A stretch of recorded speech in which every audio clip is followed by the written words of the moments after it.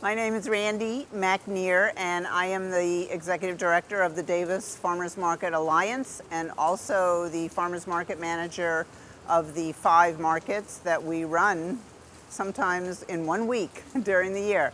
I've been doing this job for 38 years, and the Davis Farmers Market is 43 years old and one of the first original farmers markets in the state of California.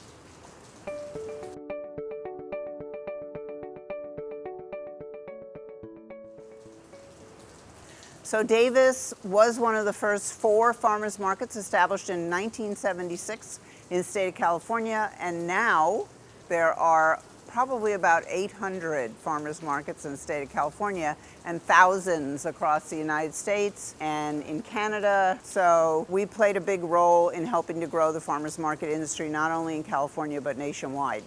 California is the only state that actually has legislation that authorizes and governs how farmers markets operate. And what that certified means is that the only people that are here selling actually grow what they bring. And they have certificates and they're inspected. We're real farmers markets. We have real farmers coming and selling direct to the public. The reason that certified farmers markets were created was to be able to allow farmers to come and sell exempt from standard pack and grade. So they can bring all sizes of fruit. They can bring all varieties of fruit. They can have them be field run. They can bring them in boxes piled high instead of what you see if you were on the receiving end at a supermarket. The quality controls are also regulated. I mean, this is not a free-for-all by any means. Everything has its rules and regulations, but I think that's one of the biggest advantages for farmers at farmers markets anywhere. Farmers markets are really important for small farmers in California. They have told us at many of the conferences that if there weren't farmers markets for them to sell at in California, they would not exist. They would not be viable. So there are some farms that only go to one farmers market a week. Sometimes they only go to their county markets. And then there are farms that have really diversified, and some of them go to 20-something markets in a week during their season. So the interesting thing about farmers markets, and I think the reason that they're so viable, is that they can accommodate all different kinds of farmers, all different size farmers, all farmers that want to maybe just concentrate their marketing and their sales in one farmer's market, or also they can diversify into other marketing channels. Some of them sell to restaurants, school districts, produce companies. So there's CSAs. I mean, they really have an interesting variety of different options for how much they want to participate. But clearly, they are a big answer for keeping small farmers sustainable. It's tough to get into good markets at this point in time in California farmers markets. The worst thing I have to do is tell farmers that I don't have room for them, and that's why we started a lot of really small satellite markets where I can put entry-level farmers into them. We also have a policy that if you are a farmer in Yolo County, which is the county that we're in, that we are really going to try and find you a spot, if you're a real farmer and you're trying to make it, which I think has been a huge benefit to our local farmers to know that we can find some spaces for them, whereas before we didn't used to be able to do that. The requirements, they're not arduous, but they take time. I mean, you can't just call up a market if you haven't been in a farmer's market and say, hey, can I come tomorrow? You have to get a certified producer certificate applied with your county agricultural commission of where you produce your crops. You have to fill out applications with different farmers markets and visit them.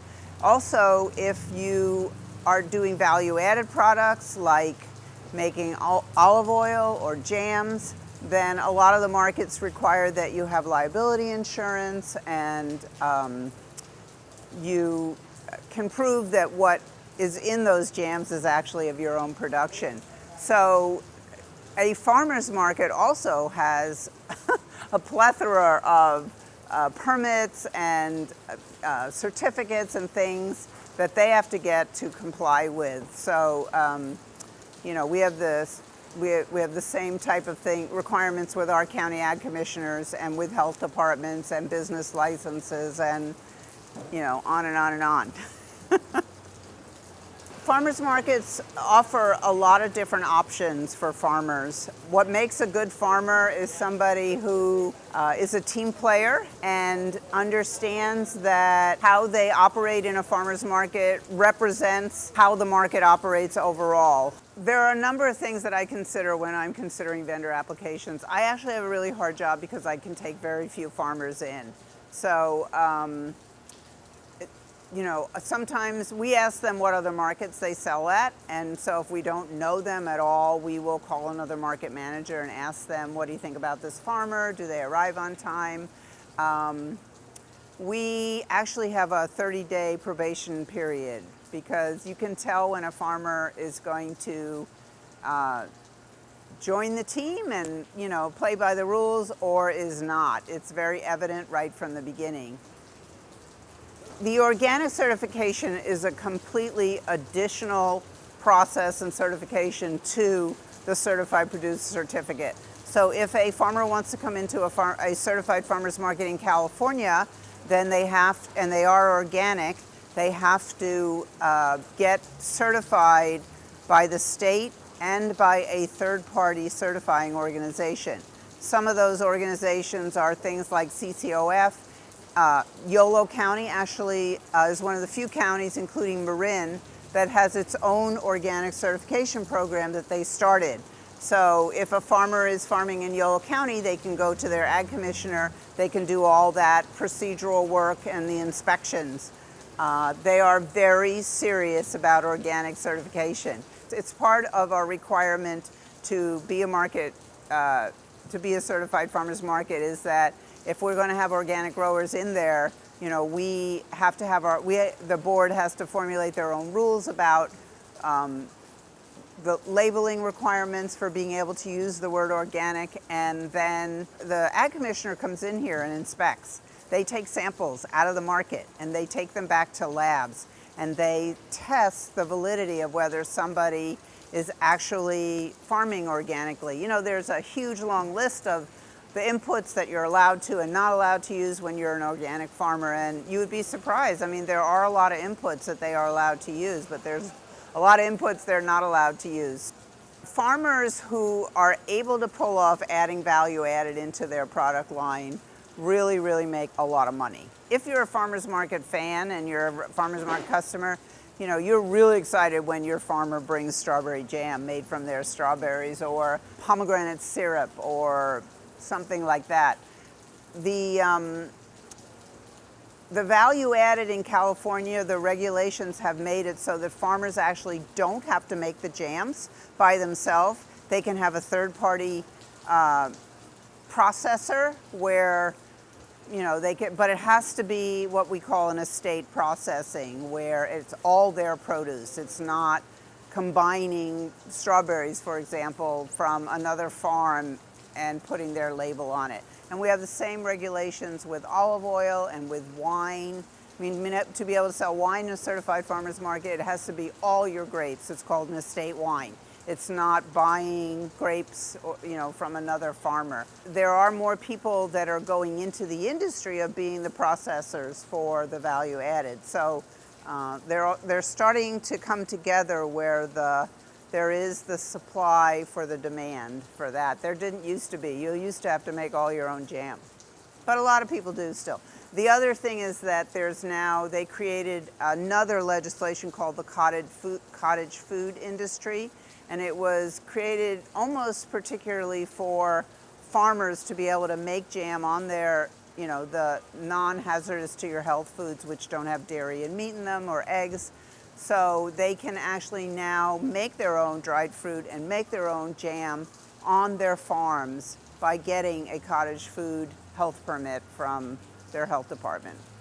As you can imagine, I'm a huge fan of farmers markets. I always tell people that I think they're going to play a huge role in building the food system. I don't think they're going anywhere. You know, this is not a new concept, farmers markets. If you think back to the Nile and Egypt, I mean, how did people buy things? They did it in a marketplace. And so the reason that people like marketplaces so much is because it feels good to them. It's really what a person is supposed to be doing. You're supposed to be outside. You're supposed to be talking to people. You're supposed to be eating good food. You're supposed to be looking at the colors of the fruits and vegetables, and you're supposed to smell the strawberries when you walk by. And when you do that, people get nourished. They get nourished when they come to farmers markets, not just from the food, but from, it's a renewal. It gives them hope, you know, for the world. You can start shopping at a farmer's market today or tomorrow and the next day and tell your friends to, and you are going to change the world. You know, you're going to make a huge difference in your health, in the community. It's just natural. You know, that's a very overused word, but I think people feel like human beings when they come to a farmer's market.